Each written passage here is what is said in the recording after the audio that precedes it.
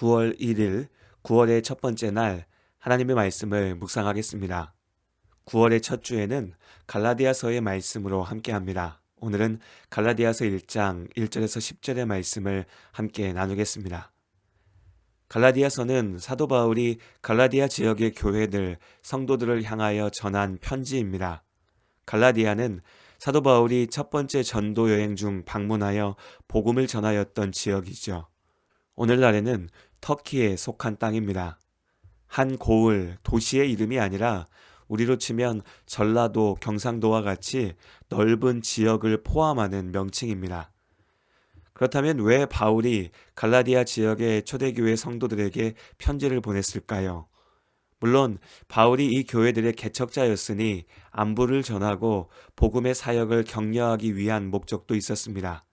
하지만 보다 특별한 이유가 있었지요.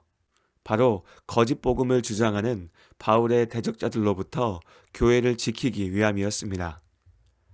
바울이 유대인과 이방인의 벽을 넘어 역사하시는 예수 그리스도의 복음을 전하자 유대인들 중에서 바울을 비난하고 공격하는 무리가 나타났습니다. 사도행전 15장에서도 언급되고 있는 유대 율법주의자들이었습니다. 그들은 유대 전통, 특히 율법의 규례들을 철저히 지키지 않으면 구원을 얻을 수 없다고 주장했습니다.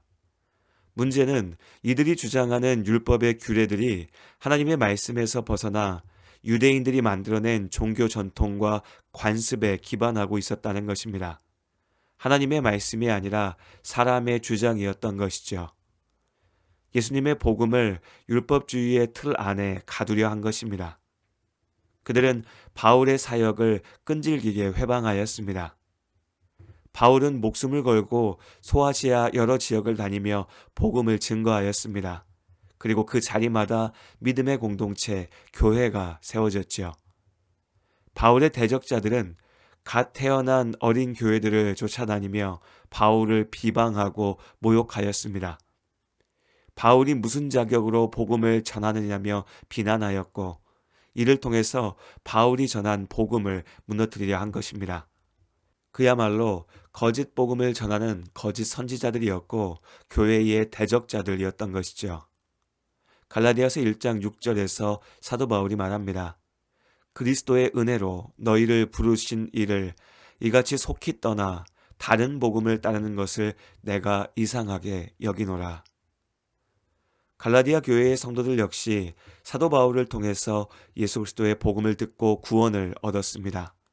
그러나 바울이 떠난 후 이곳에도 바울의 대적자들이 찾아왔습니다.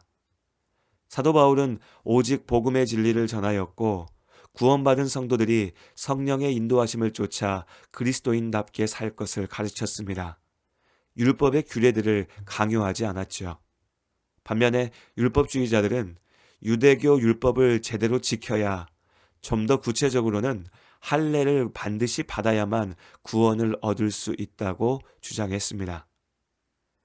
사람의 약하고 악한 본성은 내 눈에 보이는 하나님을 찾습니다. 시내 광야에서 이스라엘 백성들이 금송아지를 만들어 절하며 자신들의 하나님이라고 했던 어리석은 죄악이 이 때문입니다. 갈라디아 교회 성도들 역시 이 함정에 빠졌지요. 율법주의자들이 주장하는 율법의 조항들과 종교 예식들이 왠지 모르게 거룩하게 느껴졌습니다. 예수님께서는 오직 믿는 자에게 구원을 주시겠다 하셨고 그들 자신이 그 은혜로 구원을 받았습니다.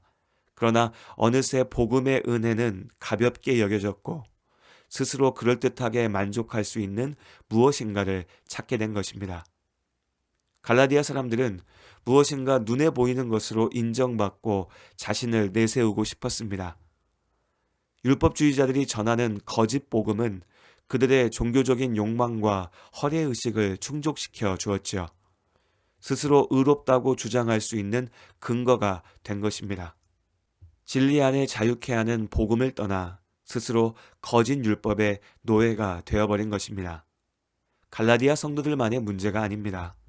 오늘 우리도 우리의 신앙생활도 같은 함정에 빠질 때가 많습니다. 주일의 예배는 그저 지루하다 여기면서 수련회나 부흥회, 무엇인가 특별한 능력이 있다고 주장하는 집회를 쫓아다니는 일에는 열심입니다. 복음의 진리를 전하는 설교는 이미 다 알고 있는 말씀이라고 하찮게 여기면서도 온갖 거짓과 사람의 생각들을 하나님의 말씀과 그럴듯하게 뒤섞어 놓은 자극적인 주장들은 신비로운 능력이 있는 거룩한 설교라며 열광합니다. 내 영혼을 살리고 인생을 바꾸었던 하나님의 은혜는 갈수록 흐릿해지고 스스로의 거룩함을 드러내고 사람들 앞에 인정받으려 하는 종교적인 열심과 욕망만 남게 되는 안타까운 모습들을 보게 됩니다. 우리는 하나님께서 알려주시고 명령하신 대로 믿는 것에 만족하지 못하기 때문에 내가 바라는 대로 하나님을 만들어내려 합니다. 나의 종교적인 열망이 투영되는 대상이 물건이면 이스라엘의 금송아지가 되고 웅장한 건물이면 하나님 없이 우상으로 채워진 예루살렘 성전이 됩니다. 사람을 하나님의 자리에 앉혀 놓으려 합니다. 훈련된 종교성과 참된 믿음을 착각해서는 안 됩니다. 그것이 진실한 믿음을 보장하지 않으니까요. 참된 거룩은 중저음의 목소리로 신비롭게 들려오는 기도소리, 특별한 예식과 의복으로 만들어지는 것이 아닙니다. 일상의 자리에서 하나님의 말씀에 순종하는 작지만 소중한 도전들로 세워지는 것이 거룩입니다. 감동적인 말이 믿음을 보장하지 않습니다. 참된 믿음은 오직 삶으로 증거되는 것이니까요. 세상의 헛된 소리들은 너무나 쉽게 믿으면서 분명하신 하나님의 말씀은 어찌 그리 믿지 못하고 의심만 하는지, 이것이 우리의 약함입니다. 알리신 대로 하나님을 믿으시길 바랍니다.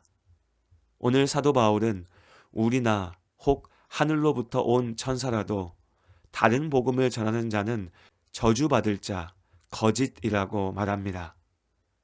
바울은 내가 말한, 내가 찾아낸 복음을 믿으라고 주장하지 않습니다. 그는 오직 예수 그리스도의 복음을 전하였죠. 이 진리에서 벗어난다면 바울 자신이라도 하나님으로부터 끊어질 것입니다. 오직 예수 그리스도의 복음을 기억하라는 바울의 간절한 외침을 기억하시기를 바랍니다.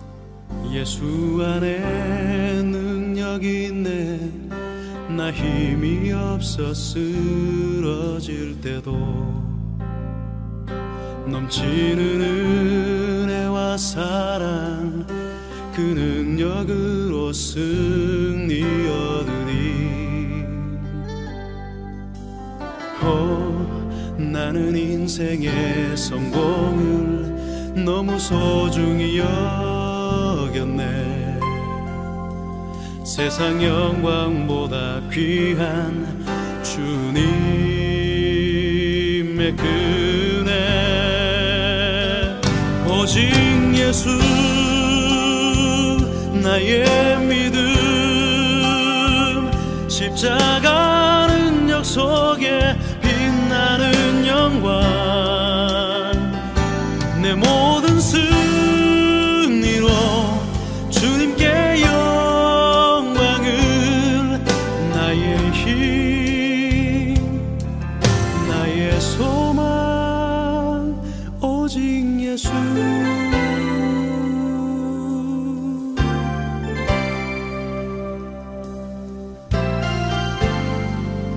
예수 안에 영광이 있네.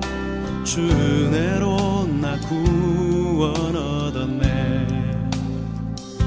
나 오직 주의 은혜로서 나의 부족함 이길 수 있네. 난 이제 세상 명예보다 주님 알기 주의 축복 감사하며 주의 영광 높이리.